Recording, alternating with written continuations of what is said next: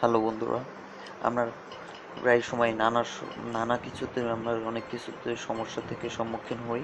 তার মধ্যে হচ্ছে যে প্রথমত হলো একটা দুশ্চিন্তা। এই দুশ্চিন্তা নিয়ে আমি আপনাদের নতুন একটি টিউটোরিয়াল বানাচ্ছি। টিউটোরিয়ালটির টাইটেলটাই দেখতে পাচ্ছেন যে দুশ্চিন্তাকে দূর করুন দারুণ 3টি কৌশলে। দুশ্চিন্তা এমন একটি মানসিক সমস্যা যার জন্য কোনো কারণের প্রয়োজন নেই। জীবনে কোনো সমস্যা হয়তো আপনি এই মুহূর্তে মোকাবেলা করছেন না, তবু আপনার দুশ্চিন্তা হতে পারে।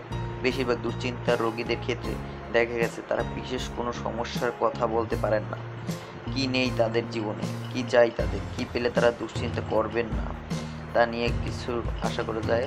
প্রথমত, দুশ্চিন্তাকে ভাবুন পুরনো বন্ধু, যার সাথে দেখা হবে মাঝে মাঝে। চিন্তিত হওয়ার সমস্যা নিয়ে আরও চিন্তিত হবেন না, বরং একে মেনে নিন। ভাবুন দুশ্চিন্তা আপনার পুরনো বন্ধু, মাঝে মাঝে দেখা হওয়া মন্দ নয়।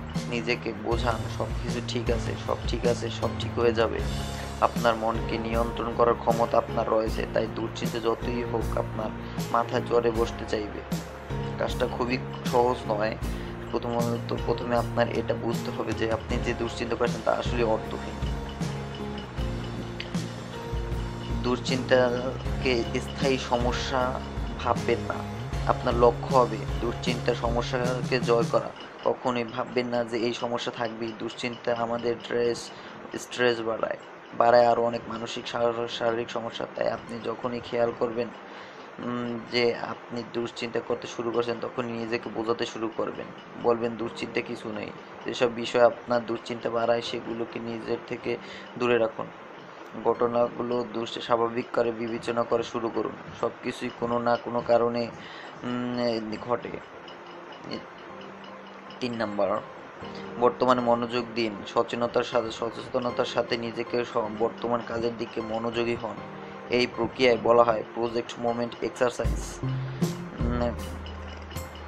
90 সেকেন্ড নিয়মে নিজেকে বর্তমান রাখার চেষ্টা করে দেখুন। যাবতীয় স্ট্রেস থেকে নিজেকে মুক্ত রাখা সম্ভব এভাবে। নিজের ভাবনাকে কোনোভাবেই আগে কি ঘটেছিল তা পরে কি ঘটবে সেদিকে যেতে দিবেন না। শুধু নিজের দিকে যেদিকে বর্তমানের দিকে ভাববেন। 10 সেকেন্ড করে প্র্যাকটিস করুন। এই সাধারণ একটি প্র্যাকটিস আপনার অভ্যাসকে দাঁড়িয়ে কিছুদিন বদলে দেবে। ধন্যবাদ সবাইকে ভিডিওটি দেখার জন্য।